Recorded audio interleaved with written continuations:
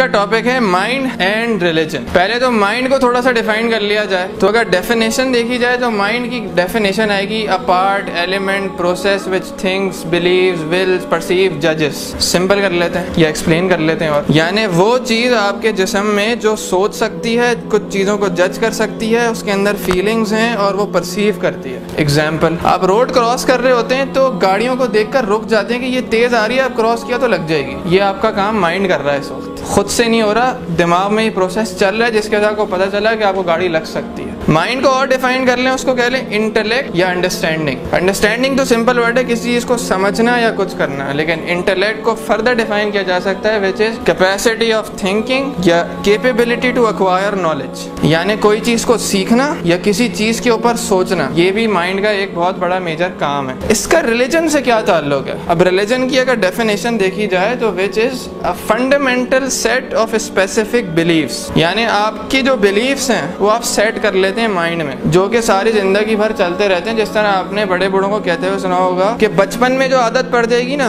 बड़े होके भी वही हरकतें करोगे। क्या पर्पस था, कॉन्टेक्स्ट क्या था कि माइंड में कुछ चीजें इफेक्ट कर रही हैं। Ben Horowitz, who graduated from UCLA and Columbia University, said in his book that I wish I knew then what I know now, यानी मुझे पता होता पहले जो मुझे आज पता है। इससे एक बहुत स्पेसिफिक चीज पता चल रही है कि इंसान जो है ना वो हर वक्त इम्प्रूव होता रहता है। यानी ये बहुत बड़ी सिग्निफिकेंट बात है कि आपको आज जो पता है वो आपको पहले नहीं पता था, और जिसकी वजह से आपके एक्शंस भी चेंज हो गए हैं, आपकी सोच भी चेंज हो चुकी है, सब कुछ चेंज हो रहा है। यानी आप मुस्तकिल इवॉल्व हो रहे हैं। अब अगर इवॉल्व हो रहे हैं तो इस पॉइंट पे आप लिमिटेड हैं, क्योंकि 10 साल बाद वो इवॉल्व हो रहे हैं ना, तो इस पॉइंट पे तो लिमिटेड है। यानी आज जो गलतियां करेंगे वो 10 साल बाद हो सकता है नहीं करें, लेकिन आज की गलतियों को सुधारने के लिए कुछ प्री रिक्विजिट्स चाहिए, कुछ बिलीव्स चाहिए। अब इन बिलीव्स को किस तरह एक्सप्लेन किया जा सकता है, इसको मैं आपको एक डायग्राम से बताता हूँ। ये डायग्राम सिंपल वर्जन है हमारे माइंड का।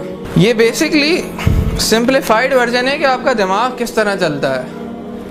ये सेक्शन डिफाइन कर रहा है आपका स्टोरेज सिस्टम, यानी जो चीज़ें आपके दिमाग में सेव हो जाती हैं या रह जाती हैं। ये एच डिफाइन कर रहा है ह्यूमन माइंड, जो आपकी रैशनैलिटी है, और ये इमोशनल जो है ये आपके इमोशंस को डिफाइन कर रहा है। अब ये इसके ऊपर पावर्स लगी हुई हैं 1, 5, 20 कि ये किस स्पीड में काम करते हैं। इसको मैं एक्सप्लेन करता हूँ एग्जाम्पल्स से। और एक फंडामेंटल चीज़ ये है कि इमोशनल से जो चीज़ होगी वो भी स्टोरेज में जाएगी, ह्यूमन से भी स्टोरेज में जाएगी। इमोशंस से रिलेटेड क्या चीज़ है, यानी कल आपने पिज़्ज़ा हट में जाके पिज़्ज़ा खाया, उसका टेस्ट जो है ना वो एक इमोशन टाइप चीज़ थी, वो इसमें जाके स्टोर हो गई। एग्जाम्पल लें, कभी शार्क का स्टेक खाने का मूड नहीं होगा, ऑक्टोपस की निहारी का मूड नहीं हो सकता, क्योंकि दिमाग में है ही नहीं। सेव क्या हुआ है, पिज्जा हुआ है, इस वक्त मूड ही नहीं हो सकता। ह्यूमन से रिलेटेड चीजें होती हैं जो आप किताबों से सीखते हैं, लोगों से सीखते हैं, जिसे आप एजुकेशन कहते हैं, यानी जो आप टीवी से देखते हैं वो सीख जाते हैं आप, और वो भी इधर ही स्टोर होती है। स्टोर क्या चीज हो रही है, कॉन्सेप्ट्स हो रहे हैं या बिलीव्स हो रहे हैं? आपके कॉन्सेप्ट्स और बिलीव्स ये आपके सेव हो रहे हैं इसमें। अब यही रिट्रीव होने हैं बाद में। यानी पिज्जा का टेस्ट पता है तो उसके खाने का दिल जाएगा, वरना दिल नहीं जा सकता। अगर नहीं होगा तो ना पिज्जा खाएंगे ना कुछ करेंगे। अब इसमें इस्लाम कहाँ से रोल प्ले करता है? इस्लाम ने कुरान में कहा कि फज्तनिबूहु लअल्लकुम तुफ्लिहून, कि इंटॉक्सिकेशन वाली चीजों से रिफ्रेन करो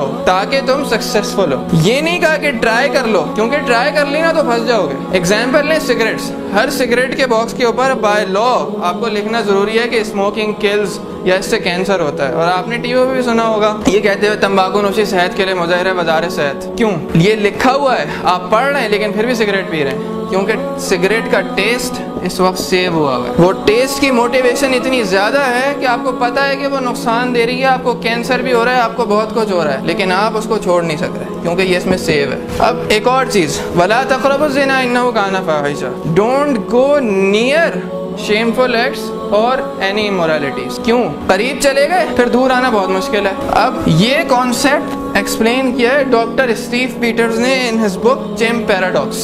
ये उन्होंने एक्सप्लेन किया है 20th सेंचुरी में, या 21st कह लें आप उसे, लेकिन कुरान ने ये एग्जाम्पल दिया 1400 ईयर्स बैक कि वला तक़रबुज़ ज़िना या फज्तनिबूहु लअल्लकुम तुफ्लिहून, क्योंकि डर है कि इसमें सेव हो गया तो निकालना बहुत मुश्किल है। अच्छा, अब बात आती है कि रिलीजन का क्या इधर रोल है। पहले तो मैं आपको एक जो merchant, she is a PhD in microbiology and masters in communication science from imperial college London. She stated in her book Mind Over Body in chapter 12 that being religious leads to emotional and psychological health, and most of the studies or nowadays the studies are claiming that it also benefits physical aspect of the body too.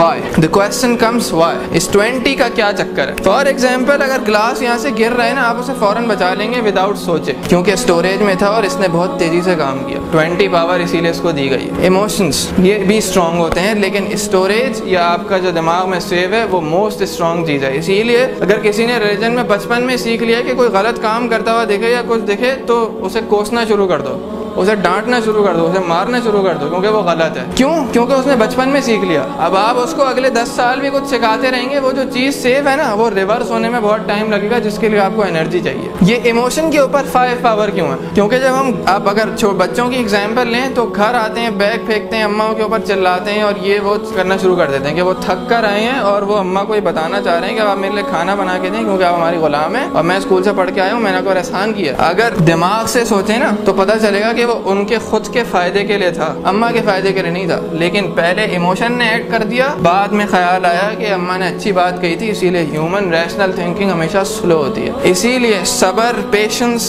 ये सारी चीज़ों को जो है ना बार बार हमें हर workshop में और मुख्तलिफ जगहों पे सिखाया जाता है। अब रिलीजन जो है ना वो आपको वो सारी चीज़ें, टूल्स, बिलीव्स दे देता है जिसकी वजह से जो है ना आप इसको भी बेहतर बना लेते हैं और सोचने वाले बन जाते हैं, और इमोशंस पे जो है ना और डिज़ायर्स के ऊपर आपका बहुत कम फोकस होता है। और रिलीजियस होने से फ़ायदा क्या होता है? 2 स्टडीज़ थी, एक 2011 में इन नॉर्वे 36,000 पीपल ऑब्जर्व दैट जो ज़्यादा रिलीजियस गैदरिंग्स में जा रहे हैं उनका ब्लड प्रेशर कम था। 40,000 लोगों की स्टडी की गई जिसमें 22 कंट्रीज से लोग लिए गए, और उससे ये प्रूव हुआ कि जो रिलीजियस गैदरिंग में थे और जिनके बिलीव्स स्ट्रॉन्ग थे वो ज़्यादा बेहतर हेल्थ में थे, वो ज़्यादा साउंड माइंडेड थे। क्यों? क्योंकि रिलीजन आपको कुछ प्रिंसिपल्स देता है जो बचपन में यहाँ पे सेव हो जाते हैं, और यही प्रिंसिपल्स जो है ना वो आपको ज़िंदगी भर फ़ायदा देते रहते हैं। और इसका ये फ़ायदा है जो सेट ऑफ बिलीव्स हैं, अब हमें वो सेट करने के कौन से होने चाहिए, कहाँ से सीखने चाहिए। ये बिलीव्स हमें कहाँ से सीखने चाहिए? ये हमें टीचर से सीखने चाहिए। जैसे साइंस आप जाके किसी बच्चे से नहीं पढ़ेंगे ना, आप एल्बर्ट आइंस्टाइन की किताब उठाएंगे, उसी तरह रिलीजन भी है। रिलीजन भी किसी ने रिसर्च की हुई है, जैसे आपके पास स्कॉलर्स हैं, उसी तरह रिलीजन की भी बिलीव्स सीखने पड़ेंगे। इसकी एग्जांपल मैं आपको देता हूँ। आपके मोबाइल पे